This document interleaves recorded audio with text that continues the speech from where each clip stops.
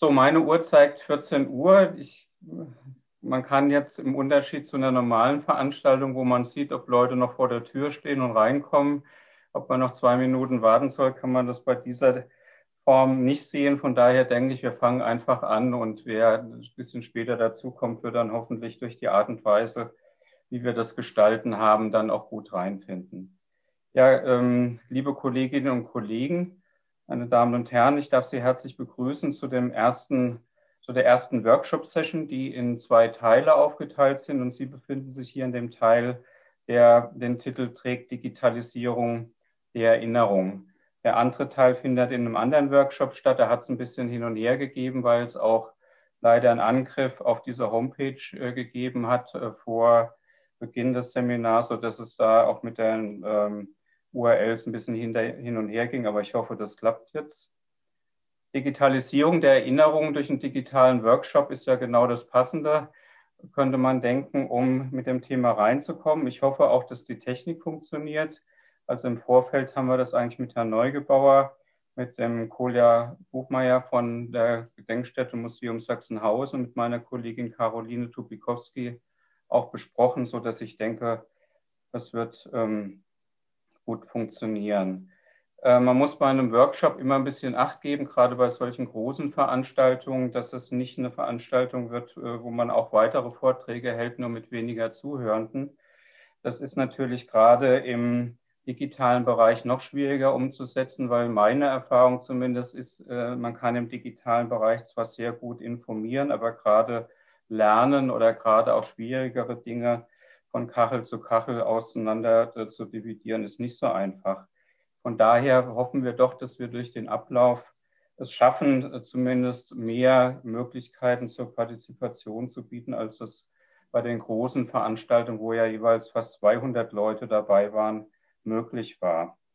Unser Ablauf sieht also so vor, dass ich eine kurze Einleitung mache, dass wir dann die 3 Vortragenden bitten, auch mit jeweils PowerPoint-Präsentationen ihre Themen in 10 Minuten darzustellen. Das kann bei den vielfältigen Themen nur ein kleiner Einstieg sein. Und damit man dann doch die Möglichkeit hat, vielleicht noch ein bisschen besser ins Gespräch zu kommen, werden wir direkt anschließend 3, wie man neudeutsch sagt, Breakout-Rooms machen, wo jeweils die Gruppe oder die Person, die einen Workshop macht, in dem Breakout-Room sein wird, sodass es dann die Möglichkeit gibt, für eine Viertelstunde dort weiter sich mit dem konkreten Projekt auseinanderzusetzen. Und anschließend werden wir dann nochmal hier in dem großen Workshop-Raum mit jetzt über 100 Teilnehmenden zusammenkommen und werden dann erstmal unter uns nochmal versuchen zu diskutieren, beziehungsweise zu sehen, welche Fragestellungen dann auch von Ihnen und von euch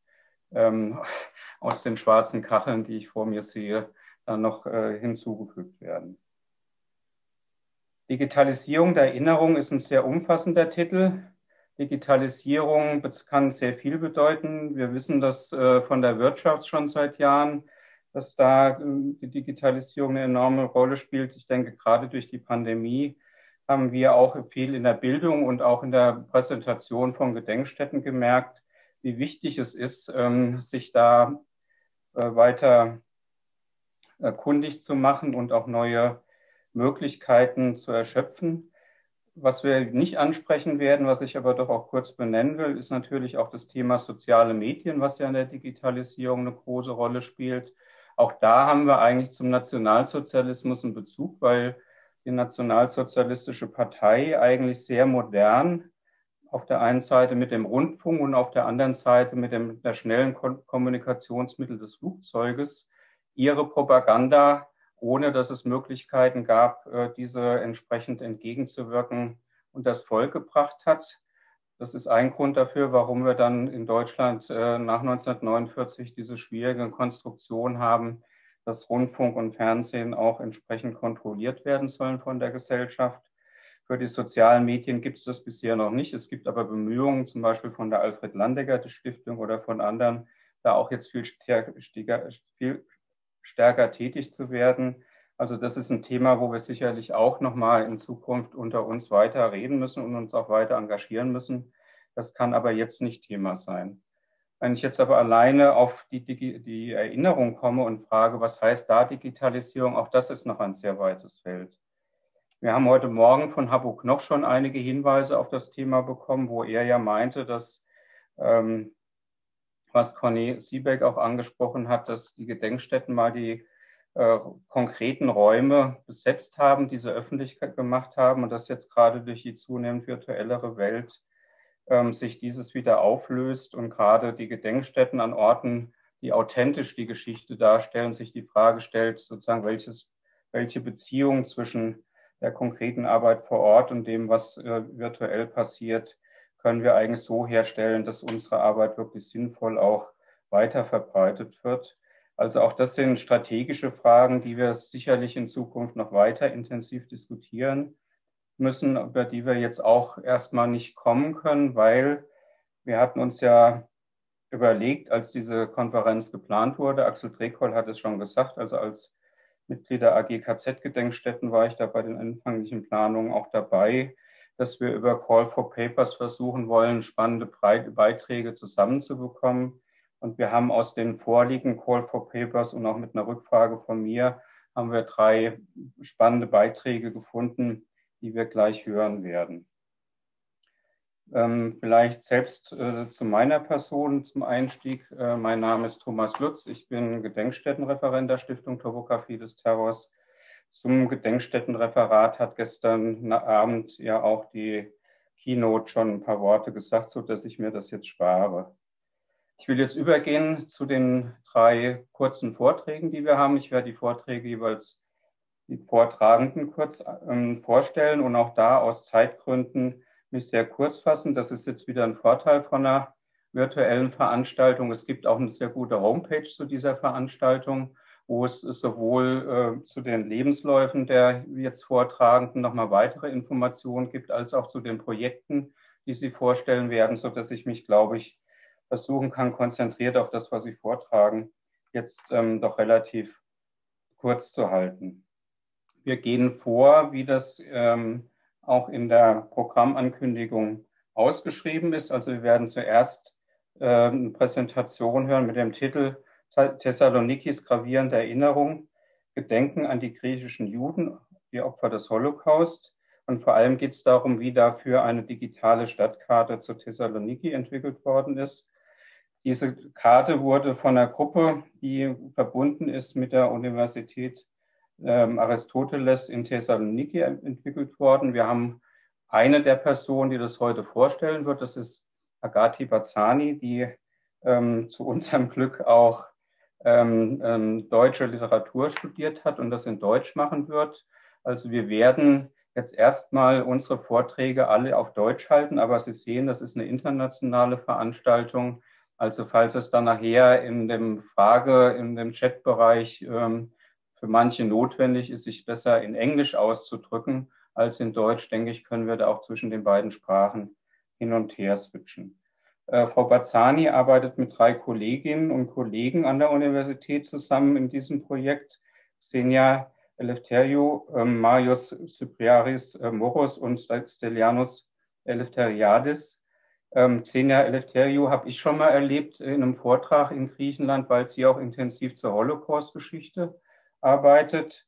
Herr Moros ist auch aus dem Bereich der Philosophie an der Universität und Herr Eleftheriadis ist derjenige, der auch das Wissen über die Computer mitbringt, was, glaube ich, wie wir gleich hören werden, bei so einem Projekt durchaus wichtig ist. Das soll von mir aus als Einleitung genügen.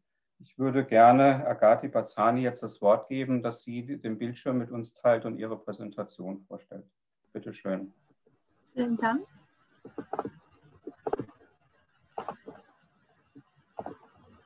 Also erstmal möchten wir uns bei der Organisation dafür bedanken, dass wir diese Möglichkeit haben, unser Projekt vorzustellen.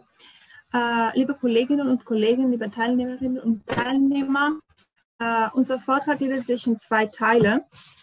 Der erste Teil beinhaltet eine kurze Darstellung der Geschichte von Juden in Thessaloniki, was auch Ausgangspunkt unserer Forschung ist, während Gegenstand des zweiten Teils die Projektbeschreibung ist. Die ersten Juden Die sogenannten Romagnotten sollen um 140 v. Chr. nach Thessaloniki gekommen sein. Im 12. Jahrhundert kamen die ersten sephardischen Juden aus Spanien nach Thessaloniki. Im Laufe der Jahre entwickelte sich die Stadt zum Jerusalem des Balkans mit einer mehrheitlich jüdischen Bevölkerung. Sie können auch die Bevölkerungsentwicklung in der Tabelle sehen. Um 1900 machten die Juden etwa die Hälfte der Gesamtbevölkerung aus. Im Gegensatz dazu sehen wir, dass die Zahl sich im Jahr 1912 durch Auswanderung in die USA und nach Palästina auf fast 50.000 verringerte. In der griechischen Stadt wurden jüdische Schulen und Bibliotheken aufgebaut sowie jüdische Zeitungen publiziert. Bemerkenswert ist auch die Tatsache, dass die sephardischen Juden ihren eigenen spanischen Dialekt, Ladino, eigentlich bewahrt haben. Die Mehrheit der Juden beschäftigte sich mit dem Handel oder der Industrie. Im Großen und Ganzen erkennt man, dass das jüdische Element in der Stadt dominant war. Jedoch begann im Jahr 1942 die antisemitische Welle in Thessaloniki. Ungefähr 9.000 jüdische Männer im Alter von 18 bis 45 Jahren versammelten sich auf dem Platia Eleftherias, auf Deutsch Freiheitsplatz in Thessaloniki. Sie wurden von den Nazis misshandelt und nach 4 Registrierungstagen wurde die jüdische Gemeinde zur Zwangsarbeit im Straßenbau und anderen Arbeitsbereichen angezogen. 1943 wurde von den Behörden beschlossen, dass alle Menschen jüdischer Herkunft ab 5 Jahren einen gelben Stern tragen müssten. Im Februar 1943 wurden nach dem Befehl von Max Merten die Berufsverbände angewiesen, all ihre jüdischen Mitglieder auszuschließen. Außerdem wurden die jüdischen Ghettos mit gelben Bänden abgesperrt, zum Beispiel das Baron-Hirsch-Viertel in der Nähe von Hafen. Die Einwohner dürfen nämlich das Viertel nicht verlassen. Höhepunkt des Antisemitismus ist auf jeden Fall die Deportation von fast 55.000 Juden, einschließlich der Kinder, die 1943 stattfanden. Der Opfer des Antisemitismus Gedenkmäler. 2 charakteristische Beispiele sehen Sie auch auf den Bildern, die Teil unseres kollektiven Gedächtnisses sind. An dieser Stelle sollten wir nicht verkennen, dass die Holocaust-Literatur einen entscheidenden Beitrag zur Erinnerungskultur leistet, zumal diese Verzahnung des kollektiven Gedächtnisses mit der Literatur keine Neuheit ist. Die Inspiration also für das folgende Projekt ist durch die Aktion PressWiki in Thessaloniki entstanden. Diese Aktion wurde vom Bibliotheks- und Informationszentrum der Aristoteles-Universität Thessaloniki 2015 organisiert. Ihr Ziel war die Registrierung von Dichtern und Autorinnen, die sich in ihren Werken auf Thessaloniki beziehen. In unserem Projekt legen wir jedoch den Fokus nur auf autobiografischen Schriftstellern, die sich thematisch mit der deutschen Besatzung und der Shoah in Thessaloniki befassen. Bei uns geht es eher um eine eigenverantwortliche Projektarbeit und sowohl das Projekt als auch die Webseite befinden sich derzeit in einem Frühstadium. Wir hoffen, dass der Inhalt der Webseite im nächsten Jahr mit Texten, historischen Daten und Bildern angereicht wird, damit man alle notwendigen Informationen bezüglich der Shoah in Thessaloniki erhält. Hier sehen Sie eigentlich ein Beispiel der Seite. Das ist eigentlich Mail. Und ich hoffe, Sie können natürlich eine Auswahl eigentlich. Ich habe das Beispiel von Joros Ioannou ausgewählt. Er ist ein autobiografischer Autor aus Thessaloniki. Zum Beispiel, man klickt auf unsere Webseite auf den Marker und eigentlich jeder Marker repräsentiert sozusagen einen Textauszug. In diesem Textauszug werden historische Informationen mit Fiktion, also zu der Fiktion kombiniert und das ist eigentlich das Ziel und das sozusagen der Fokus unser Projekt. Wir haben uns überlegt, die Textauszüge sowohl ins Englische als auch ins Deutsche zu übersetzen, um die mehrdimensionale Tendenz der Holocaust-Literatur zu zeigen. Auf der Webseite erkennt man, dass, wie ich schon erwähnt habe, jeder Marker jeden Autor repräsentiert, jeden Textauszug repräsentiert. Sie sehen vielleicht zum Beispiel, das ist also der gelbe Marker von Yorgos Ioannou, den schwarzen von Dinos Christianopoulos, den blauen von Perikles Spiridis und so weiter. Wir haben diese Sprache ausgewählt, denn der Diskurs um die Erinnerungskulturen Deutschlands und Griechenlands derzeit im Kern der Aufmerksamkeit liegt. Diese digitale Darstellung der Erinnerung sehen wir als eine Chance für die Menschen, sich mit dieser traumatischen Vergangenheit Europas und Griechenlands vertraut zu werden. Außerdem würde diese digitale Stadtkarte einen Beitrag zu der Didaktisierung vielleicht des Holocaust leisten, was ein Ziel ist, das wir hoffen, dass wir erreichen. Sie sehen jetzt, ich habe eigentlich 3 Bilder von der Webseite im PowerPoint. Das ist also der Text auf Englisch, auf Deutsch und auf Griechisch. Der griechische Text, der griechische Auszug ist das Originelle. Und wir als Gruppe haben wir sowohl die Übersetzung gemacht, als auch eigentlich den Marker auf die Stadtkarte gestellt. Vielen Dank für Ihre Aufmerksamkeit.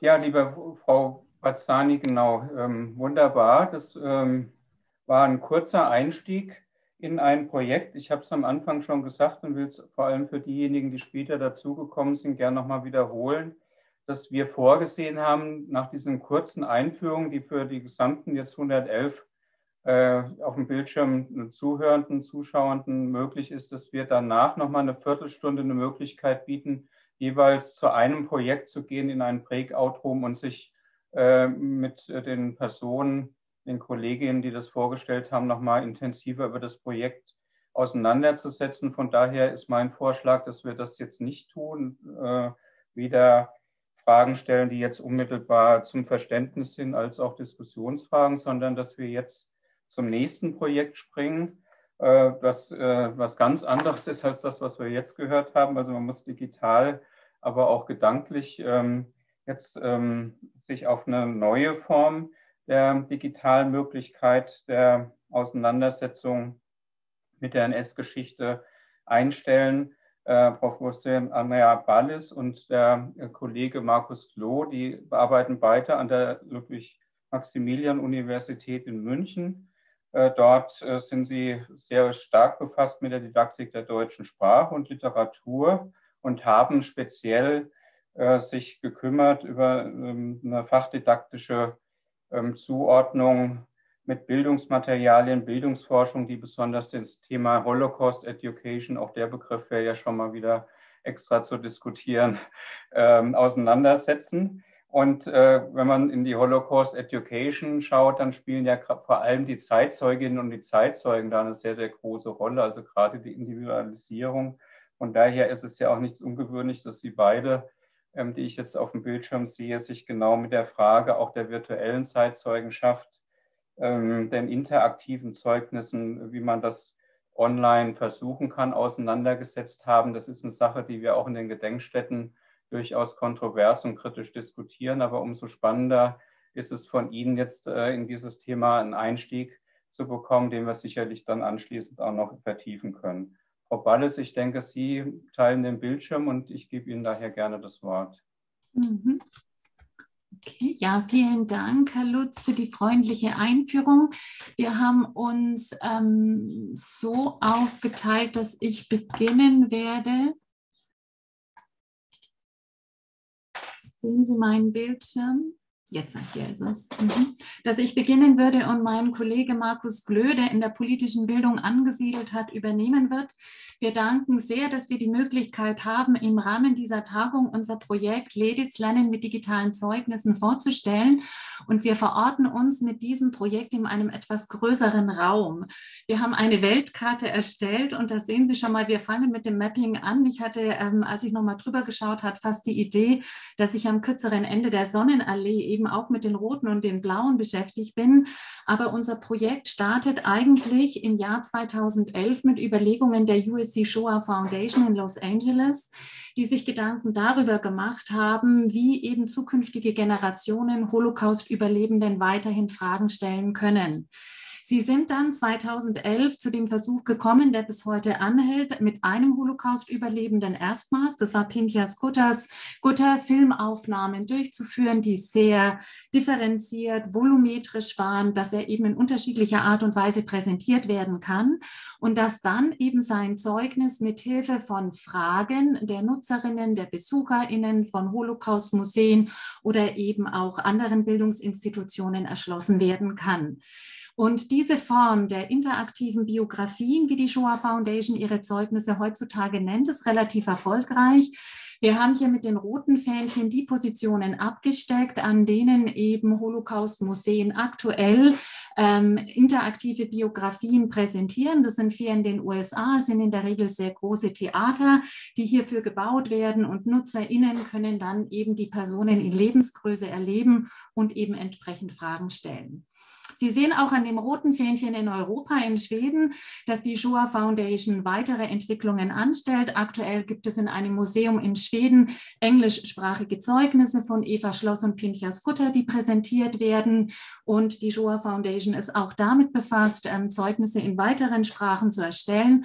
Unter anderem wurde ein deutschsprachiges Zeugnis von Anita Lasker-Wallfisch entwickelt und ist noch am entwickelt werden, das eben 2020 bereits im Technikmuseum in Berlin präsentiert worden ist, allerdings einem kleinen ausgewählten Publikum. Die blauen Fähnchen hier repräsentieren einen anderen Akteur. Das ist die Forever Holdings, die in Großbritannien angesiedelt ist und die mit dem dortigen National Holocaust Center and Museum in der Nähe von Nottingham eben Virtual Holocaust Survivors entwickelt haben, weil eben die Überlebenden für die Bildungsarbeit am Center dort so eine wichtige Rolle spielen, wollte man diese Erfahrung replizieren, wie es eben dort heißt, um sie eben auf jeden Fall zu sichern. Unser Projekt ist in München angesiedelt, hat auch das blaue Fähnchen, weil wir mit der Forever Holdings zusammengearbeitet haben, und zwar seit 2018. Wir hatten eine Tagung in München zu Holocaust Education, um auch diesen Begriff nochmal aufzugreifen, was für uns sehr spannend war. Und in dieser Tagung wurde natürlich, das war 2018 und das ist auch etwas, was uns immer wieder beschäftigt, wie schnell eigentlich die Entwicklung vorangeht, gab es nur englischsprachige Zeugnisse. Und mein Kollege und ich hatten dann also im Anschluss an diese Tagung, weil so viel darüber gesprochen worden ist, ohne Bescheid zu wissen, ja, die Vorstellung, dass wir uns in diese Entwicklungsphase mit hineinklicken könnten. Und wir sind jetzt in diesem Bereich an der LMU München damit beschäftigt, sowohl als EntwicklerInnen, aber auch als Forschende uns mit digitalen Zeugnissen näher zu beschäftigen. Und das sorgt immer wieder für Spannungen, denen wir ausgesetzt sind und denen versuchen wir auf unterschiedliche Art und Weise reflexiv zu begegnen. Uns ist eben durchaus bewusst, dass wir mit diesen digitalen Formaten, die wir aktuell entwickeln, Räume erschließen, möglicherweise Kontexte, in denen diese digitalen Zeugnisse präsentiert werden können, verändern und dass natürlich auch der Blick auf die ZeugInnen oder Überlebenden des Holocaust sich verändert. Sie sehen hier rechts Eva Schloss und links Aaron Elster von der Shoah Foundation, wie sie aktuell eben auf Online-Seiten abgerufen werden können. Und auch diese Bildsprache und dieses Online-Abrufbare ist etwas, was wir im Grunde genommen auch in unserem Projekt aufnehmen und wo wir eben feststellen, dass sich damit eben auch der Zugang und der Zugriff auf Zeugnisse und ZeugInnenschaft verändert. In München arbeiten wir mit 2 Holocaust-Überlebenden zusammen, Abba Naor und Eva Umlauf. Und ich fand es jetzt ganz interessant, auch in Vorgriff und Vorbereitung auf die Tagung, auch wir stellen eine weibliche und einen männlichen Überlebenden in den Blickpunkt unserer Überlegungen, wenn wir sie präsentieren. Wir haben zwei sehr unterschiedliche Überlebende, mit denen wir längere Zeit schon arbeiten. Ihre Zeuginnenschaft ist relativ gut dokumentiert. Es gibt vielfache Oral History Interviews. Es gibt im Grunde genommen einen Medienverbund, in dem sie ihre Zeugnisse präsentieren. Und die digitalen Zeugnisse, die wir zu Aba Naor und Eva Umlauf entwickelt haben, stellen hier eben einen weiteren Ansatzpunkt und einen weiteren Baustein ihrer Zeuginnenschaft vor.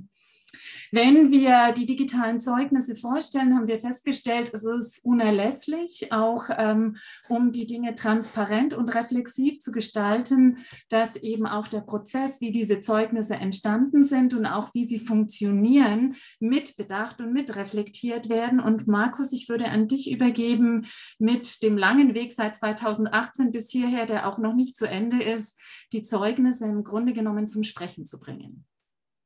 Ja, vielen Dank.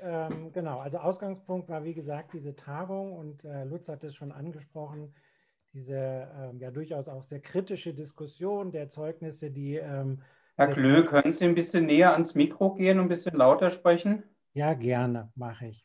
Besser so? Ja. Okay, also der Ausgangspunkt war diese Tagung und eben die sehr kritische Diskussion und wir wollten uns dann auf den Weg machen, die Dinge zu erforschen und haben festgestellt, es gibt keine deutschsprachigen. Und die Kooperation mit den beiden Zeitzeuginnen, die wir gerade vorgestellt hatten, hat uns dann die Möglichkeit gegeben, selber in die Produktion einzusteigen. Und Sie sehen hier den Verlauf, wie das Ganze zustande kommt. Frau Balles hatte es schon gesagt, es gibt sehr umfangreiche Dokumentationen der Zeugnisse von den beiden Zeitzeuginnen. Und wir haben angefangen, eben erstmal mit Fragen zu sammeln, haben diese Fragen dann auch entsprechend begutachten lassen. Also wir haben Fragen gesammelt von SchülerInnen an Zeitzeuginnen. Wir waren bei Zeitzeugengesprächen dabei. Wir haben uns angeguckt, was wird in Netzforen etc. an Zeitzeuginnen für Fragen gestellt.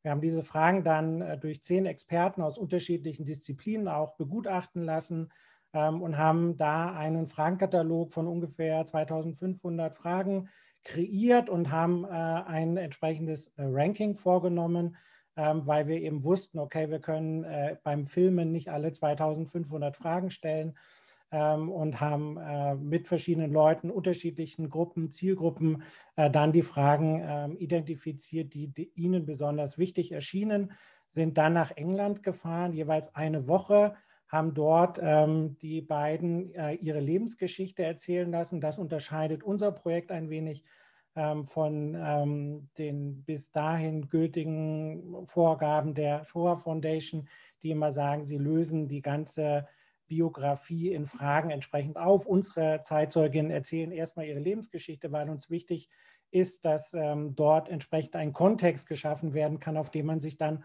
auch bei den Fragen beziehen kann. Dann haben wir beiden jeweils 1000 Fragen gestellt und diese Filmaufnahmen sowohl stereoskopisch als auch in 2D liegen sie vor und sind dann nach der Erstellung einer entsprechenden App ins Testen gegangen. Das heißt, wir benutzen ein Spracherkennungsprogramm, auf das ich gleich noch mal ein bisschen genauer eingehe und haben versucht, eben eine möglichst gute Trefferquote hinzubekommen, haben versucht, an der Spracherkennung zu arbeiten, haben mit einem linguistischen System die Fragen variiert, haben die 1000 Fragen entsprechend variiert, sodass mittlerweile im System 45.000 Fragen liegen, auf die geantwortet werden kann und sind dann in die Evaluierung gegangen, haben die interaktiven Zeugnisse an Schulen, an der Universität bei uns, in der KZ-Gedenkstätte in Dachau gezeigt und dort natürlich auch die Leute befragt. Und es gibt drumherum viele Dissertationsprojekte, die entstanden sind, die sich jetzt eben mit der Erforschung der interaktiven Zeugnisse beschäftigen. Und im letzten Jahr ist dann sehr deutlich geworden, auch durch die Corona-Pandemie, dass wir auch eine entsprechende Online-Variante brauchen, und die auch dann entsprechend erstellt haben, sodass mittlerweile eben auch möglich ist, nicht nur mit dem sehr aufwendigen technischen Equipment, was wir haben, an bestimmte Orte zu gehen, sondern eben auch online die Interaktion mit dem Zeugnis zu nutzen. Würdest du eins weitermachen, Anja? Genau, hier sehen Sie noch mal kurz den technischen Ablauf. Sie stellen als Nutzerin eine entsprechende Frage, die über eine Spracheingabe dann in Text verwandelt wird. Und dann wird sozusagen gematcht, ob es zu dieser Frage ein entsprechendes Video gibt. Wenn es ein Video gibt, wird es ausgegeben und dann können Sie als Nutzerin sozusagen die Antwort sehen. Sie sehen dann auch noch mal diesen grünen Pfeil. Im Nachgang solcher Veranstaltungen, wo die Zeugnisse interaktiv genutzt wurden, gibt es immer noch mal eine händische Kontrolle, ob die Zuordnung gestimmt hat, und es wird nachgearbeitet, sodass wir da hoffen, dass das System immer besser wird. Es wird aber auch deutlich an dieser Stelle, dass wir die Videofiles in keiner Art und Weise bearbeitet haben, also dass wir jetzt nicht neue Antworten generieren, dass wir jetzt nicht sozusagen die Antworten zusammenschneiden, dass wir das in ein Sprachprogramm hinterlegt haben und jetzt irgendwas generiert wird. Das Einzige, was wir gemacht haben, ist, dass wir die Lebensgeschichte, Abba-Naor hat seine Lebensgeschichte in 90 Minuten erzählt. Da haben wir mittlerweile kürzere Varianten davon gebildet, weil wir eben gemerkt haben, 90 Minuten plus eine Zeit der Interaktion, das ist irgendwie schwierig für die NutzerInnen. Und da gibt es mittlerweile kürzere, eine 30-minütige ungefähr und eine 12-minütige Variante, die wir dann auch entsprechend nutzen können. Noch eins weiter, dann bin ich gleich fertig. Und Sie sehen hier sozusagen die Räumlichkeiten. Wir haben eine Installation am Leibniz-Rechenzentrum in Garching, mit denen wir kooperiert haben. Dort sehen Sie, wie Eva Umlauf sich ihr eigenes Zeugnis auch entsprechend erschließt und eben auf dieser Powerwall in 3D mit einer räumlichen Darstellungsweise dann sozusagen sich das entsprechend anguckt. Ich habe es gesehen.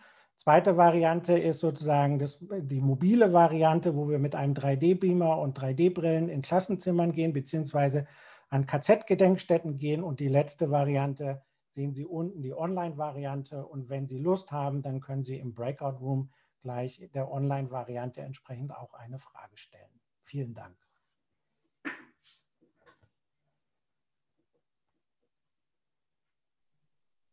Ja, herzlichen Dank, Herr Klöw, Frau Ballis. Frau Ballis, Sie sind von Herrn Klöw vorhin angesprochen worden, ob Sie noch was ergänzen wollen, aber ich denke, das kann man dann auch auf den Breakout-Room verschieben, oder gibt es noch was ganz Wichtiges, was Sie kundtun wollen?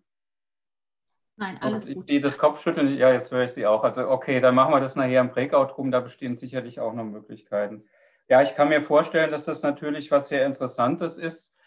Ich hoffe aber zugleich, dass auch die anderen Themen spannend sind, und habe ja vor dem letzten Vortrag schon gesagt, dass wir gleich im Chat anbieten werden, dass man in 3 Breakout-Rooms gehen kann, wo man mit den 3 Personen, die das jetzt vorgestellt haben, dann nochmal intensiver genau über ihr jeweiliges Projekt sprechen können. Vor 2 Jahren hat das Gedenkstätten-Seminar in Arolsen zusammen mit den Arolsen Archives angesprochen, und da war natürlich auch gerade der virtuelle Zeitzeuge war eine Arbeitsgruppe, die ein spannendes Thema gebracht hat. Das ist schon so ein bisschen von mir die Überleitung zu Kerstin Hoffmann. Kerstin Hoffmann arbeitet heute als wissenschaftliche Mitarbeiterin der Abteilung Tracing der Arolsen Archives. Da sieht man schon die Internationalisierung, die auch sich durch die Sprache schon in diesem Bereich kundtut. Arolsen selbst war eigentlich schon von Anfang an eine internationale Veranstaltung, denn es sollte von allen Überlebenden, die ja aus ganz Europa gekommen sind, es sollte von allen Verfolgten die Daten sammeln. Und die Gedenkstätten selbst haben vor allem dann nach der deutschen Einheit, nach dem Fall auch des Eisernen Vorhanges, als viele Menschen, vor allem aus Osteuropa, Möglichkeit bekamen, zumindest eine geringe Entschädigung von Deutschland zu erhalten, herhalten müssen, um den Nachweis zu liefern, dass sie von den Nationalsozialisten verfolgt worden sind.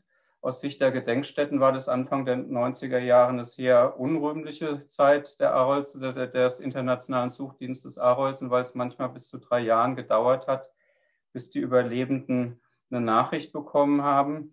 Das Erfreuliche und das Schöne ist, dass sich das in den letzten 10 Jahren vor allem, aber vorher auch schon sukzessive total geändert hat, dass Arolsen jetzt wirklich frei ist, dass man so gut es irgendwie möglich ist, einen Zugang auch zu allen diesen Daten hat, die ja schon wirklich ein sehr einmaliger Schatz auch für die historische Forschung ist und dass es dazu halt auch eine große Bildungsabteilung gibt, die in ganz unterschiedlicher Weise dieses darstellt. Frau Hoffmann selbst hat auch gearbeitet über eine andere Institution, die in unserem Zusammenhang sehr wichtig ist, nämlich die zentrale Stelle der Landesjustizverwaltung in Ludwigsburg, die ja auch als ein wichtiges Archiv heute historisch noch angesehen wird, weil im Zusammenhang mit den Untersuchungen zu NS-Tätern da viel Material gesammelt wurde und vor allem der zweite Präsident dieses Instituts, Albert Rückerl, da ja auch für die Gedenkstätten und vor allem bei den damals Überlebenden ein sehr hohes Ansehen genossen hat, weil er versucht hat, sie in Zeiten, als es noch nicht so üblich war, zu unterstützen. Frau Hoffmann, Sie selbst haben neuerdings oder kürzlich veröffentlicht auch nochmal einen Überblick über neue Aufgaben und Herausforderungen des Tracing Service, also des Suchdienstes. Ich glaube, da sind wir genau bei dem Thema, was ich Sie jetzt bitten würde, vorzustellen. Bitte schön. Ja, herzlichen Dank. Eine kleine Aktualisierung. Ich bin inzwischen in der Abteilung Forschung und Bildung seit Anfang letzten Jahres. Aber ich werde jetzt sehr gerne meinen Bildschirm teilen und Ihnen unser Crowdsourcing-Projekt vorstellen, und zwar Every Name Counts.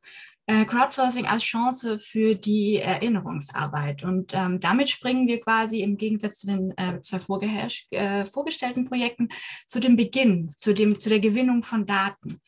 Wie das am besten funktioniert. Jetzt müssen wir mal schauen, die Technik so. Das Ganze begann Anfang letzten Jahres, damals noch als lokales Bildungsprojekt in Hessen unter dem Namen Jeder Name zählt. Und zwar war da unsere Idee, dass wir auch durchgeführt haben, anlässlich des 27. Januar 2020 haben wir mit über 25 Schulen aus Hessen kooperiert. Und zwar mit der Idee, dass Schülerinnen und Schüler Deportations- und Transportlisten aus oder vom Konzentrationslager Auschwitz indizieren und so quasi unsere Arbeit unterstützen und zugleich aber auch einen direkten Zugang und ein direktes Arbeiten mit den Originalquellen haben, von denen wir über 30 Millionen Stück in unserem Archiv liegen haben. Und zwar konkret ging es da um regionale Schwerpunkte auch, Darmstadt, Kassel, Frankfurt und Wiesbaden, wo Schulen aus diesen Städten eben diese Listen indiziert haben. Und ich erinnere mich selbst eindrücklich daran, ich war in Frankfurt, als eine Schülerin, als sie dann eine Liste indizierte, feststellte, dass ein jüdisches Mädchen deportiert war, das in der gleichen Straße wie sie wohnte. Denn die Schülerinnen und Schüler haben Namen, Geburtsdaten und Wohnadressen für uns eingegeben und so uns sehr, sehr weitergeholfen, weil diese Listen so wesentlich schneller erschlossen werden konnten und gleichzeitig, und das haben uns auch die Lehrkräfte danach rückgemeldet, einen unmittelbaren Zugang und ein unmittelbares Erfahren der NS-Verbrechen hatten und zum Teil da auch dann erstaunt festgestellt haben, dass in Konzentrationslager noch andere Häftlingsgruppen außer quasi jüdische Häftlinge inhaftiert waren. Dieser greifbare Beitrag für das Vergessen sollte, also durch das positive Feedback haben wir beschlossen, dass wir das ausweiten. Da hat sich dann die Zeit ein bisschen, durch die Entwicklung des letzten Jahres, durch die Pandemie, musste das alles schneller laufen und dann wurde das zu einer weltweiten Initiative unter dem Namen Every Name Counts. Denn als nach und nach die Gedenkfeiern anlässlich des 75. Jahrestages der Befreiung der Konzentrationslager nach und nach abgesagt wurden und die Menschen viel, viel mehr Zeit zu Hause verbrachten, kam bei uns relativ spontan oder auch aufgrund der Rückmeldung des ersten Pilotprojektes die Idee, das Ganze auszuweiten und eben ein weltweites Indizierungsprojekt zu starten. Und wir waren sehr froh, dass wir da eben schon im Januar 2020 Zooniverse, die weltweit größte nicht kommerzielle Citizen Science Plattform, gefunden haben, mit der wir das dann eben weiterentwickeln konnten und so Originaldokumente, die ja auch schon größtenteils in unserem Online-Archiv zur Verfügung stehen und auch inzwischen Gott sei Dank weltweit zugänglich sind, dass die eben erschlossen werden können. Also dass wir ein aktives Gedenken vermischen mit historischem Lernen und aber auch ganz einfachen praktischen Arbeiten an historischen Originalquellen aus den Konzentrationslagern, also mit Täterdokumenten. Und zwar ist wichtig, das so möglichst intuitiv wie möglich zu gestalten. Deswegen haben wir hier diese 4 Schritte, 5 Minuten Anleitung auch gemacht, um eben die Möglichkeit zu geben, ohne Vorwissen an diesem Projekt zu arbeiten. Und das war uns auch wichtig, ohne Kenntnisse der deutschen Sprache. Deswegen haben wir auch uns eben wirklich sehr bemüht, dass wir da möglichst viele Hilfsmittel mitgeben. Und das Ganze, hier sehen Sie einen Ausschnitt, wie das auf Zooniverse aussieht. Dies ist die englische Oberfläche. Das, was möglichst einfach ist und dass wir Hilfestellung mitleisten. Hier sehen wir eine Häftlingspersonalkarte. Wir haben insgesamt hatten wir bisher schon über 30 Workflows. Im Moment sind gerade 4 online. Eine davon ist ein Workflow zu diesen Häftlingspersonalkarten aus dem Konzentrationslager Buchenwald, wo wir zusätzlich Informationen abfragen. Weil beispielsweise dieser Bestand wurde von uns grundindiziert, das sprich der Name von ihren Farkas und sein Geburtsdatum sind bei uns schon hinterlegt, aber keine zusätzlichen Informationen. Und unser Ziel ist, dass eben das ist Citizen Science, Digital Humanities, dass wir viel, viel mehr Informationen oder auch die wertvollen Dinge, die auf diesen Dokumenten hinterlegt sind, erfasst werden. Beispielsweise, das habe ich hier ausgewählt als Beispiel, auch die Angehörigen, also seine Eltern. Denn viele NS-Opfer, für die gibt es gar keine Dokumente, die sind nirgendwo namentlich erfasst, allenfalls auf Deportationslisten, die zum Teil auch verloren gegangen sind. Und uns ist eben wichtig, gerade wie hier eben den Vater Josef oder auch die Mutter Rosa digital zu erfassen und ihre Namen suchbar zu machen. Und da haben wir das Schlagwort digitales Denkmal, das wir bestimmt gleich noch kritisch diskutieren werden. Und es ist eben wichtig, dass unser Ziel ist es auch, dass wir alle diese Personen in unserem Online-Archiv suchbar machen. Also nicht nur in unserem internen Archivsystem, wo wir eben Anfragen dazu beantworten und Auskünfte geben, sondern dass eben das auch die Namen weltweit suchbar sein können. Also wenn Angehörige oder Bürgerinnen und Bürger, interessierte Forscherinnen die Namen in unser Online-Archiv eingeben, dass sie dann auch fündig werden. Und aber auch, dass wir erfassen, wo wohnten die Menschen denn auch. Und da haben wir das vorhin schon gehört, ist nämlich auch unser Ziel quasi die Kartierung oder auch die Möglichkeiten eben von Citizen Science, von Crowdsourcing und diesen Daten, dass wir dann irgendwann ein Mapping damit erstellen können. Und beispielsweise auch, wir haben einen Workflow zu den Transfers, wo man hier beispielsweise die Überstellungen, also von Bergen-Belsen, Buchenwald, dass man das auf einer Karte nachverfolgen kann. Das ist so eine Idee, wie wir später mit den gewonnenen Daten umgehen können. Es ist aber ganz, ganz wichtig, dass wir das nicht einfach so in den Raum stellen, sondern dass wir Hilfen bieten und auch Einstiegsmöglichkeiten, gerade weil wir kein Wissen und auch keine Sprachkompetenzen, also deutsche Sprachkenntnisse voraussetzen. Und dafür haben wir Anfang dieses Jahres, als wir das Projekt einen erneuten Relaunch gegeben haben und das noch mehr professionalisiert und unsere Erfahrungen des letzten Jahres eingebaut haben, eine digitale Einführung entwickelt. Diese Einführung gibt es in den Sprachen Deutsch, Englisch, Polnisch, Spanisch und Französisch und ist hauptsächlich an Schülerinnen gerichtet, aber auch an alle anderen. Und da ist eben wirklich diese kein Vorwissen nötig. Wir haben als Beispiel den Sinto Siegfried Schneck gewählt, wo wir eben zeigen, wie werden die Daten eingegeben in die entsprechenden Felder und aber auch, welche zusätzlichen Informationen finden sich generell hier eben auf einem Häftlingspersonalbogen. Also, dass wir auch gleichzeitig eben darüber aufklären und aufschlüsseln, was sich alles auf diesen Dokumenten findet. Denn wir möchten nicht, dass sie einfach abgeschrieben werden, sondern es soll darüber nachgedacht werden. Wir möchten anregen, sich mit diesem Thema zu befassen. Und hier haben wir eben die Möglichkeit gewählt, dass wir auch Thomas Bürgenthal eingebaut haben oder aber auch Schülerinnen und Schüler, die eben schon zuvor für uns initiiert haben und hier über ihre Erfahrungen berichten. Und eben zusätzlich gibt es auch noch unseren E-Guide, der in diesem Kreis wahrscheinlich auch schon seit längerem bekannt ist, wo wir darauf verweisen, wo nochmal die Individualdokumente einzeln erklärt werden. Keine Präsentation ist etwas über die Zahlen, und zwar da das Projekt schon eine Weile läuft, kann ich auch hier bieten. Wir haben Stand aktuell über 19.000 registrierte Freiwillige, die bereits mitgearbeitet haben. Und hier ist das Stichwort registrierte Freiwillige, weil man kann selbstverständlich auch ohne Registrierung indizieren. Da haben wir allerdings keine Zahlen, aber schon allein 19.000, die sich angemeldet haben bei Zooniverse und da aktiv mitarbeiten, hat uns quasi absolut positiv überrascht und überwältigt. Insgesamt seit Beginn wurden bereits 1,2 Millionen Dokumente indiziert. Da jedes Dokument mindestens 3-mal eingegeben werden muss zur Qualitätssicherung, sind die Zahlen der Bearbeitung viel, viel eindrucksvoller. Aber wenn man jetzt wirklich sagt, wie viele Dokumente sind bereits durchgelaufen, sind das eben über 1 Million. Und das ist quasi auch vielleicht die wichtigste Lehre, die wir hier mit rausziehen, ist quasi die Community, die sich gebildet hat und wo untereinander Nachrichten ausgetauscht werden. Und Sie sehen hier auch, das ist eine äußerst aktive Community und das sind jetzt nur Zahlen von Mai 2020 bis Mai 2021.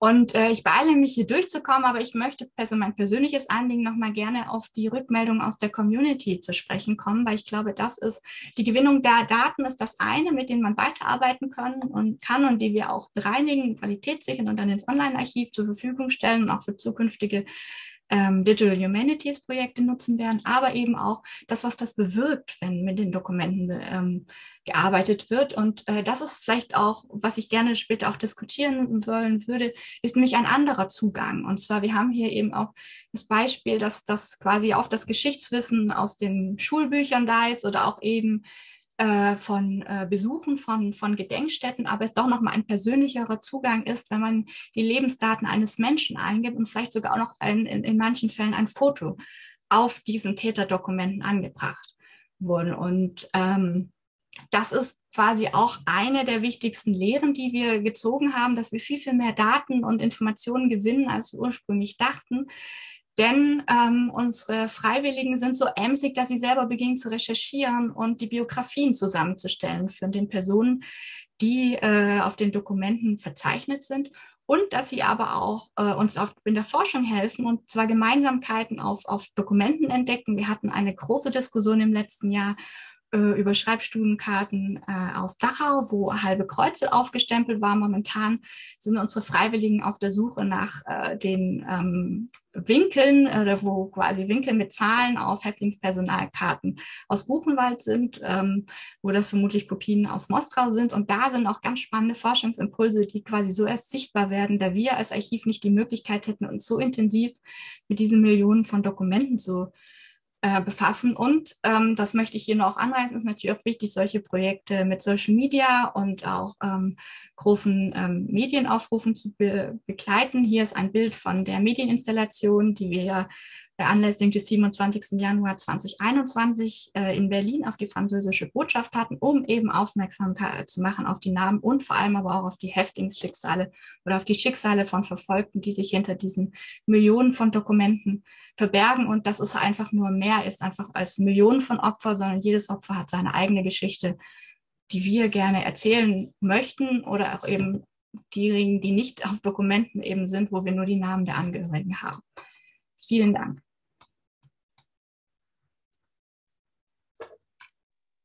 Ja, auch hier von meiner Seite aus ganz herzlichen Dank. Ich will mich auch wieder zu erkennen geben. Ja, das waren 3 ganz unterschiedliche, spannende Projekte. Ganz herzlichen Dank dafür. Ich hatte gesagt, dass es gut und wichtig ist, wenn wir jetzt die Möglichkeit haben, also wenn Sie vor allem die Möglichkeit haben, sich zu den 3 kurz vorgestellten Präsentationen nochmal dazuzustalten und im Dialog mit Fragen und Antworten, also im Work-Prozess und nicht nur im Zuhörprozess, eine Viertelstunde miteinander diskutieren. Sie sehen im Chat auf der rechten Seite, hat meine Kollegin Caroline Tupikowski eingestellt, die 3 Räume, die Sie jetzt betreten können, um sich weiter intensiv zu dem einen oder dem anderen Thema auseinanderzusetzen. Ich hoffe, das läuft jetzt, dass Sie sich selbst dort einwählen können. Caroline, vielleicht kannst du noch mal ganz kurz erklären, wie man das macht, dass man sich dort einloggen kann und dann gibt es da eine Viertelstunde die Möglichkeit zu diskutieren und wir kommen dann noch mal zu einer Gesamtabschlussdiskussion in den großen Raum, in dem wir uns gerade befinden, zurück.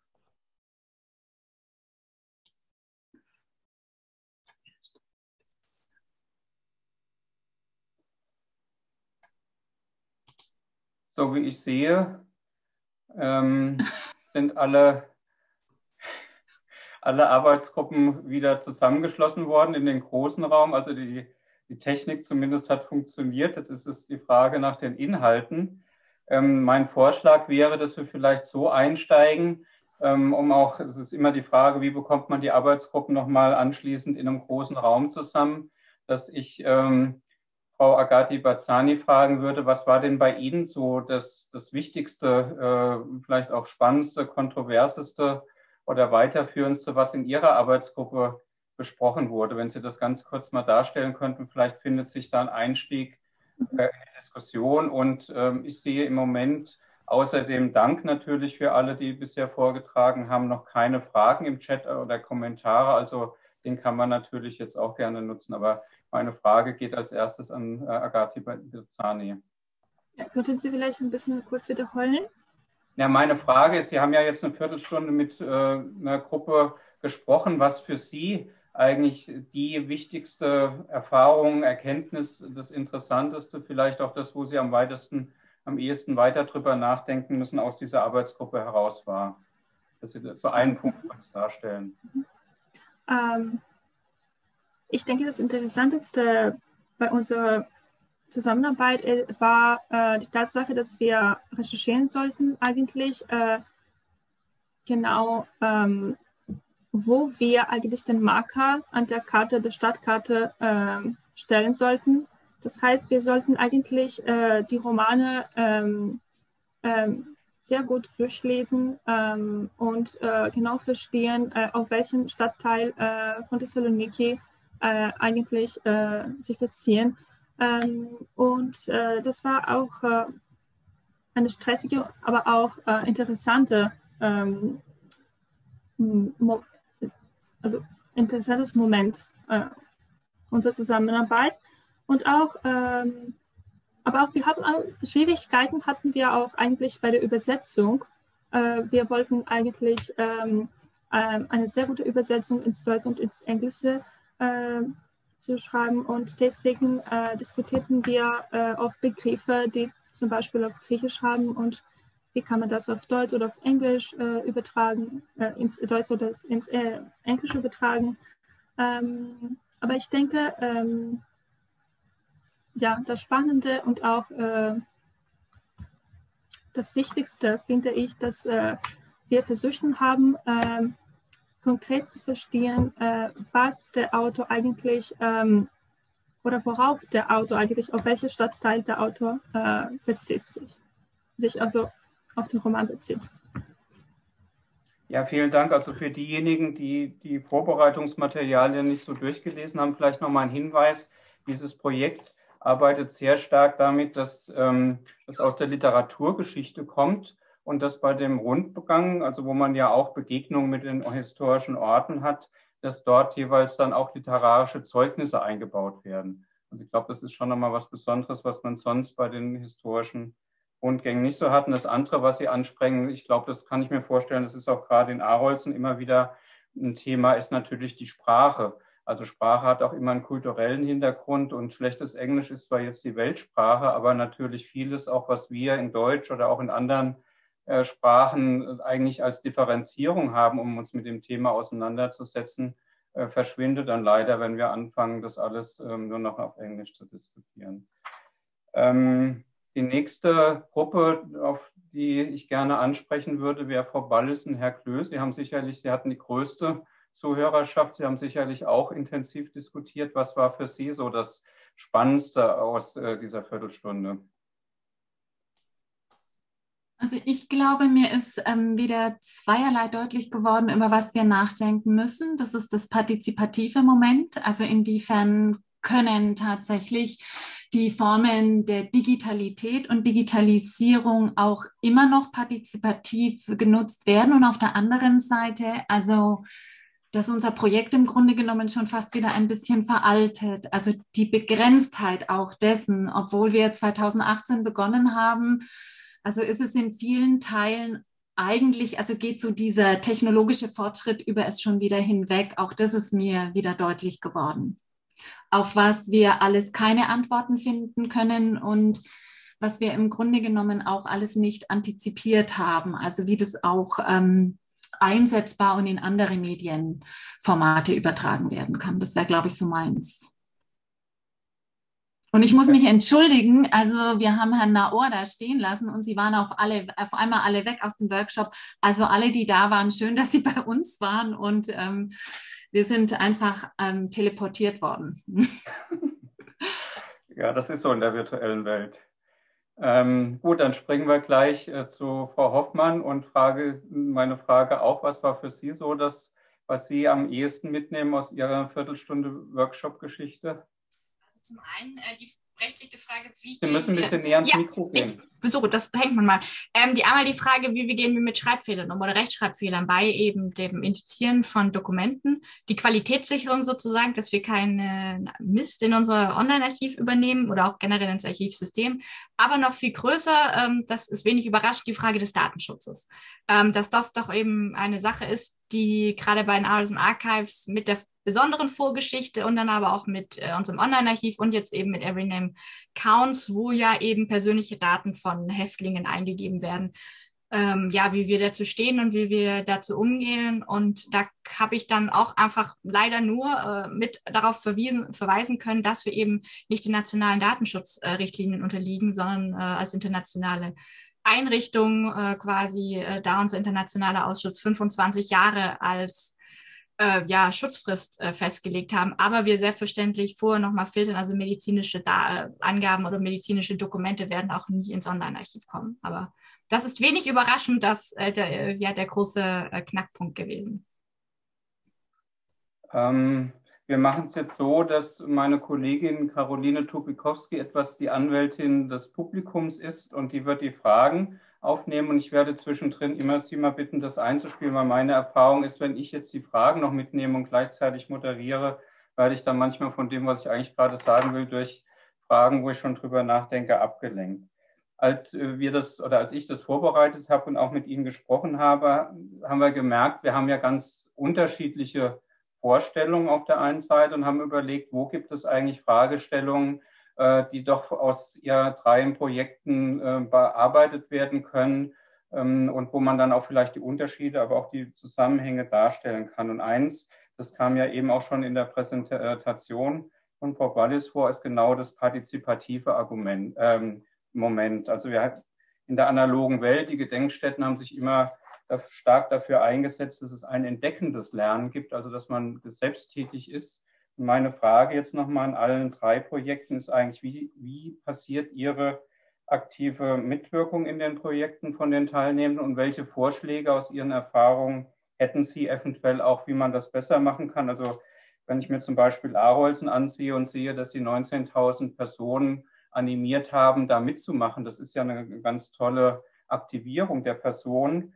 Die Frage ist, haben Sie einen Tipp auch gerade für kleinere Einrichtungen, die nicht auf so einen riesigen Datenschatz zurückgreifen, damit umzugehen? Frau Bazzani hat ja auch nochmal gerade diese Gedenkstätten oder die Stadtrundgänge gemacht. Das ist ja auch ein Thema, was wir heute Morgen auch in der Diskussion schon gehört haben, wie wichtig das ist, genau diese Begegnung mit den Orten.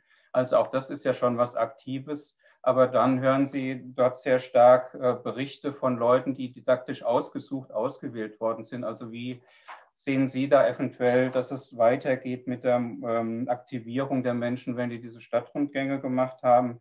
Und bei den virtuellen Zeitzeugen, ich meine, Sie haben es eben selbst schon angesprochen, das ist natürlich doch eher eine Frage-Antwort-Geschichte, die relativ begrenzt ist. Auch da die Frage, Sie haben ja selbst auch schon gesagt, was wir alle natürlich, gerade wenn wir uns in der virtuellen Welt bewegen, die wird sich so schnell ändern, die hat sich schon so schnell geändert, dass wir da auch Acht geben müssen, dass wir nicht Gelder in Bereiche reinsetzen, die, wenn wir fertig sind mit unseren Projekten, dann vielleicht schon gar nicht mehr aktuell sind.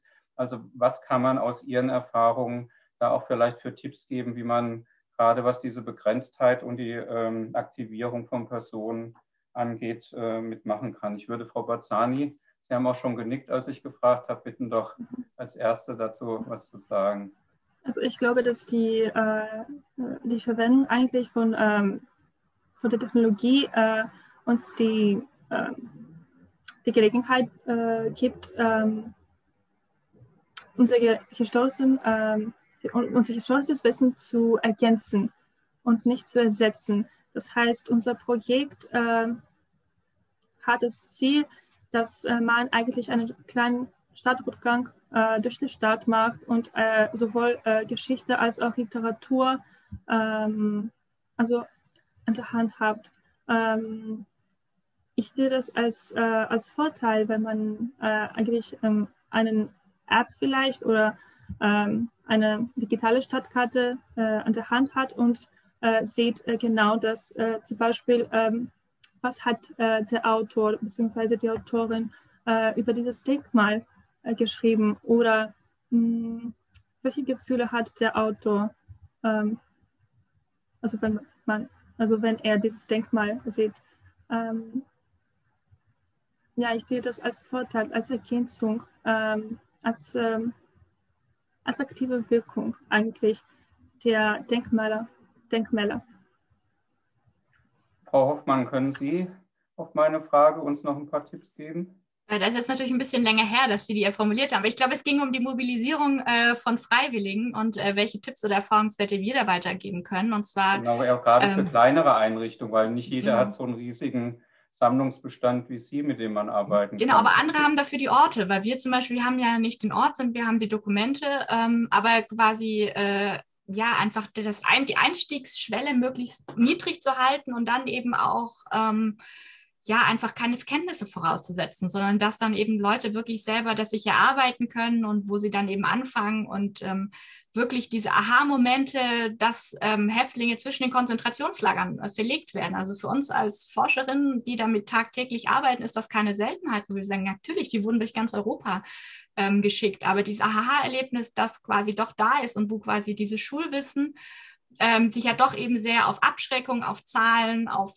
Auschwitz, auf Bilder belegt und dann aber das auch in die Lebenswirklichkeiten, in die Orte zurücknimmt. Das haben wir vorhin in dem Vortrag über die Todesmärsche gehört, dass es doch einfach ein entscheidendes Moment ist, quasi ja, das war überall, das konnte jeden treffen, also die Willkür dieses Systems auch und ich glaube, das ist so ein wichtiger Moment und dann eben auch meine persönliche Lieblingsfrage wäre, was ist Dora? Und das dann auch ernst zu nehmen und sich nicht darüber lustig zu machen, sondern zu sagen, nein, das ist eine relevante Frage, das wird aufgeklärt.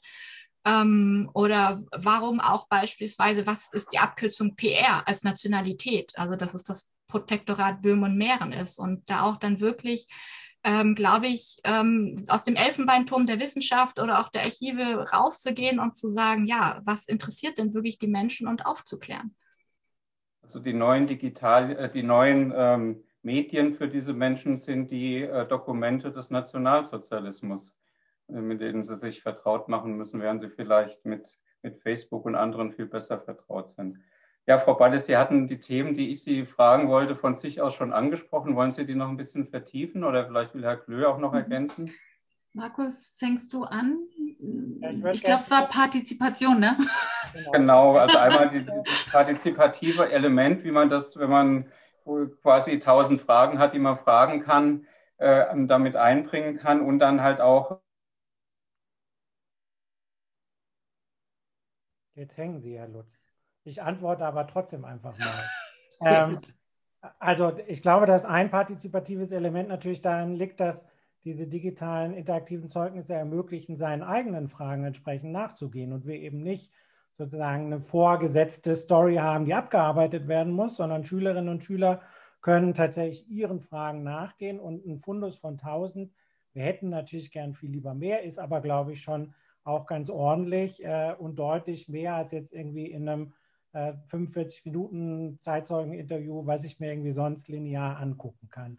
Das Zweite ist, dass wir natürlich schon auch darüber nachdenken, wie kann man es auch erweitern? Also kann man sozusagen andere Quellenformen sozusagen in eine wie auch immer geartete Plattform dann integrieren, dass man vielleicht sagen kann, okay, das Zeitzeugnis hat zu dieser Frage, das interaktive Zeugnis hat zu dieser Frage keine Antwort, aber es gibt ein Schriftstück oder es gibt eine Bildquelle oder ähnlich, eben diese Kontrastierung, die wir ja auch vorher in der kleinen Gruppe ja auch besprochen hatten, das Kontrastieren mit anderen Quellen, das Ergänzen, das Erweitern mit anderen Quellen, ist, glaube ich, irgendwie eine Möglichkeit, das auch in Zukunft irgendwie weiterzudenken und weiter zu nutzen. Und der Hilbrand hat ja im Chat irgendwie geschrieben, wie das irgendwie mit der lokalen Bevölkerung ist. Wir haben zumindest irgendwie 2 Zeitzeugen, die ja im Raum München, Bayern etc. verortet sind. Und deshalb ist unser Fokus des Einsatzes natürlich auch in diesem Rahmen, dass wir Schulen und Schülerinnen und Schüler in Bayern und KZ-Gedenkstätte Dachau dort irgendwie die Dinge auch anbieten und dass das dadurch ja einen lokalen Bezug entsprechend hat. Und was man vielleicht auch noch dazu sagen könnte mit dieser Partizipation, was auch bei Frau Hoffmann angeklungen ist. Also es ist ja so, dass wir an der LMU, also auch nicht wir persönlich, sondern die LMU hat die Rechte erworben an diesen Zeugnissen. Das heißt, wir können jetzt diese digitalen Zeugnisse auch zurückgeben in die Öffentlichkeit an interessierte Bildungsinstitutionen, ohne Rechte ablösen zu müssen. Und das ist gerade das auch, was wir auf der Folie hatten, dass wir mit Bildungsakteuren, mit Lehrkräften eben ins Gespräch gehen, dass sie eben Zugriff zu diesen Zeugnissen haben und anfangen mitzuentwickeln, didaktische Konzepte, an die wir selber nicht gedacht haben und die dann eben, wie Markus Glödes gesagt hat, auch zu einer Weiterentwicklung und zum Integrieren von anderen Medien führen.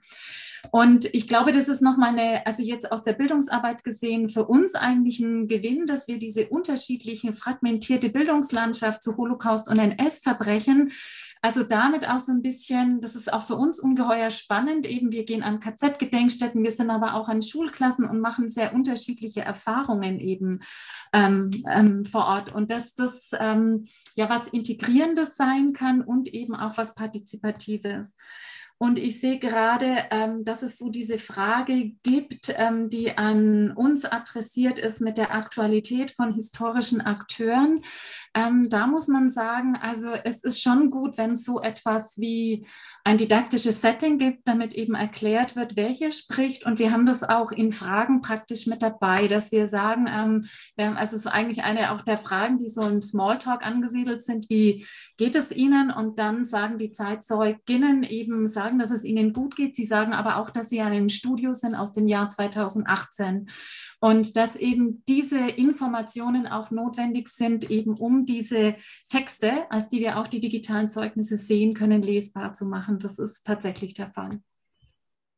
Und also ich finde es ein bisschen, ich weiß gar nicht, wenn ich jetzt heutzutage das Visual History Archive sehe, das hat mir vor 20 Jahren, war das noch so aktuell und heute ist es irgendwie anders. Also diese Lesbarkeit dieser visuellen Texte oder sehr stark visuell geprägten Texte, das ist etwas, was im Grunde genommen in der Bildungsarbeit auch jetzt geleistet werden muss, einfach um auch die Glaubwürdigkeit dann dieser Aussagen und dieser Quellen auch verifizieren zu können. Wenn ich das jetzt richtig sehe, ich gucke auch Caroline Tupikowski an, gibt es eine Frage, die eigentlich ganz praktisch an alle Projekte geht. Werden die Datensätze auch in maschinenlesbarer Form von Ihnen zur Verfügung gestellt?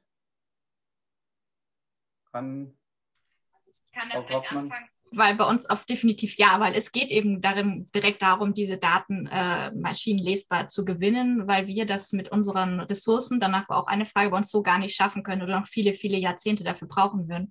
Und wirklich eben es darum auch geht, diese Daten zu gewinnen und dann auch beispielsweise die Transfers in den Karten darzustellen, die Wohnorte und dann auch quasi, woher kamen denn die Verfolgten. Und da eben ja wirklich diese Daten für Open Science, einfach Projekte der Digital Humanities zu nutzen. Ja, also Frau Bazzani, Ihren Stadtplan kann man auch im Internet nachgehen? Im Moment noch nicht, eigentlich. Wir suchen Sponsoren und wir hoffen, dass also in den nächsten Monaten eigentlich man in der Lage ist, unser Projekt also online zu finden.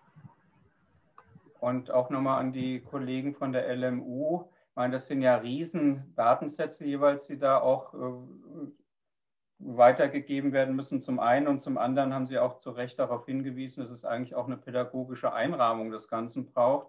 Kann man das denn auch im Internet machen oder muss man das nicht auch jeweils dann nur vor Ort machen mit entsprechenden Lehrkräften, wie auch immer eingerahmt?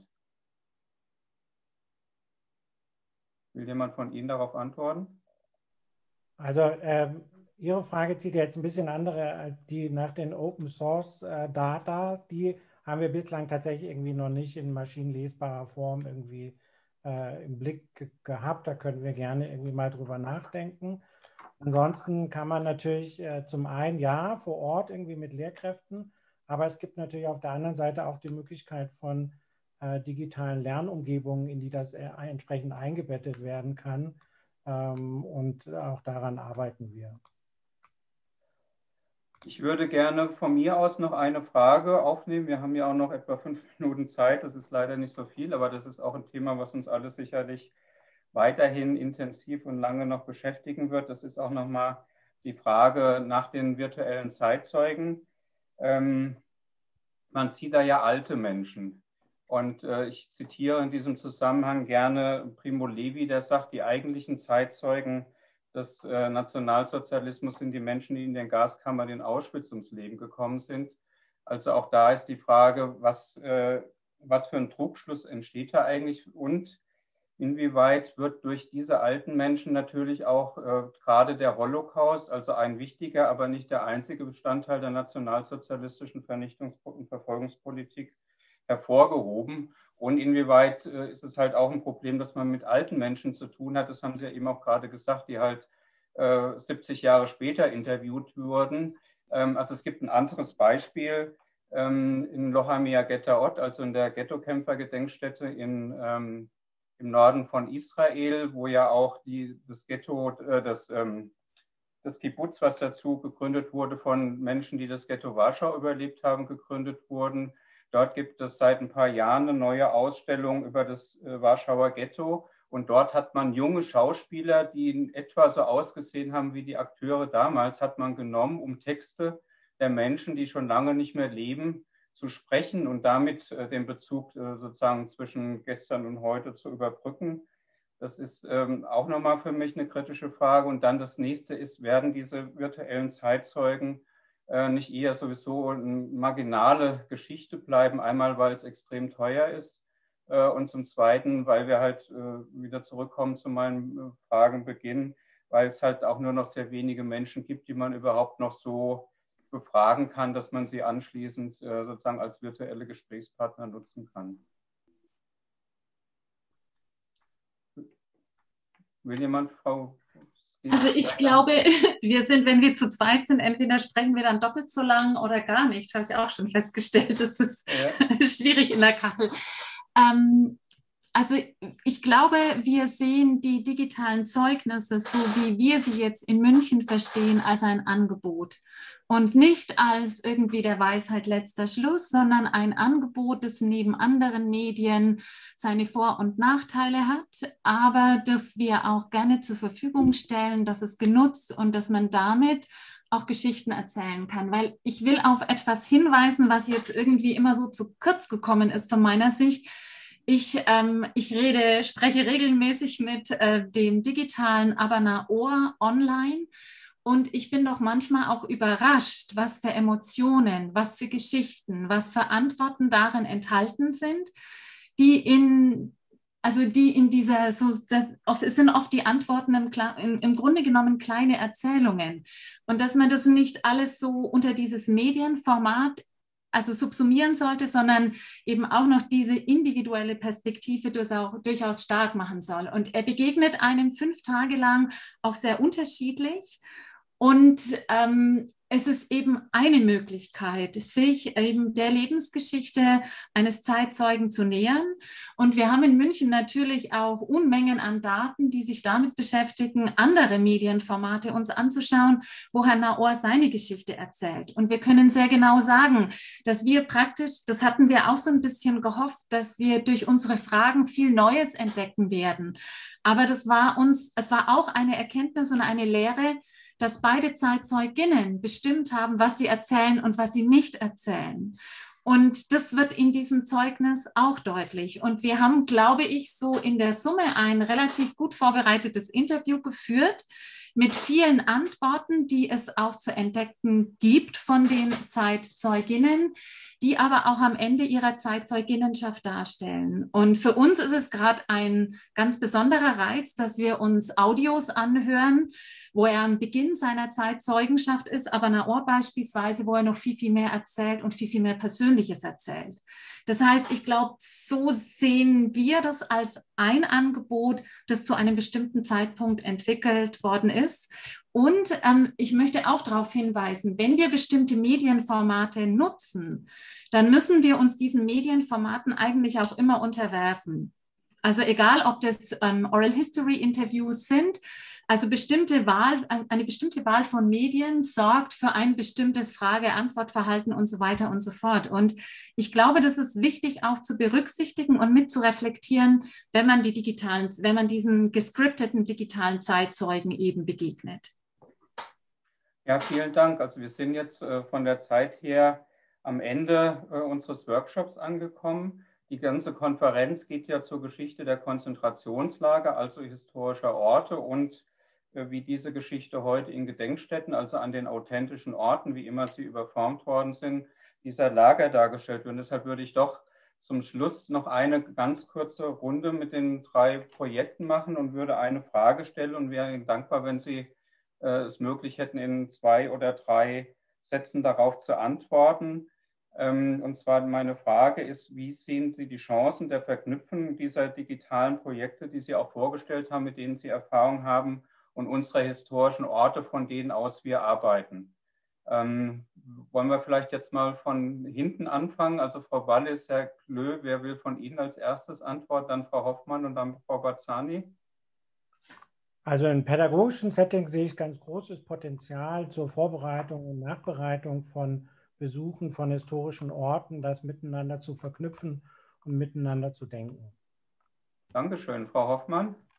Also ich sehe das auch so als Chance, weil diese Daten, die wir sammeln, ja auch der Anstoß sind für neue Projekte und eben auch gleichzeitig während dem Sammeln der Daten schon Biografien gebildet werden, auch aus der Verknüpfung von vielerlei Internetressourcen, auf die dann aufgebaut werden kann. Also das ist eher so der Beginn eines neuen langen Weges. Danke, Frau Barzani. Ich sehe das auch als eine Chance und als eine Bereicherung der historischen Orte wie gesagt, warum nicht, dass Technologie zeigt, dass eigentlich die Forschung über den Holocaust interdisziplinär ist. Vielen Dank. Wir haben jetzt 1,5 Stunden intensiv diskutiert. Ich lese in den Chats eine große Zustimmung zu den spannenden Vorträgen. Von daher bedanke ich mich nochmals ganz herzlich bei Frau Barzani, bei Frau Hoffmann, bei Frau Wallis und Herrn Klö für diese sehr interessanten Inputs, mit denen wir dann auch ja eine Stunde intensiv weiterarbeiten konnten. Wir werden das Thema bei weitem nicht beenden können und sicherlich auch in unserer eigenen Arbeit weitere viele Anlässe finden und vielleicht auch mit dem einen oder der anderen auch in Zukunft weiter über digitale oder auch analoge Seminarformen ins Gespräch kommen. Auf jeden Fall jetzt nochmal ganz, ganz herzlichen Dank an Sie alle. Normalerweise bei solchen Tagungen sind die Pausen extrem wichtig und auch das Abendbier. Axel Drekoll hat es gestern auch schon gesagt, das fällt leider weg. Aber auch da gibt es mittlerweile eine digitale Möglichkeit, sich nochmal, wer möchte, im Chat miteinander zu unterhalten. Und da hat die Organisation des Seminars, also vor allem Herr Neugebauer, eine sehr schöne WonderMe Café, kann man vielleicht sagen, virtuelles Café aufgebaut. Und wer jetzt Zeit und Lust hat, sich da noch weiter eher sozusagen informell auszutauschen. Ich sehe im Chat wird auch gerade die URL, dass man dorthin findet, angeboten. Bitte ich dann dahin zu gehen. Ansonsten wünsche ich einen schönen Nachmittag. Machen Sie die Augen mal zu, dass Sie, suchen Sie mal woanders hin. Arbeiten. Ich freue mich, dass wir dann ab morgen früh weiter die Chancen, die Möglichkeit haben, miteinander zu diskutieren. Auf Wiedersehen.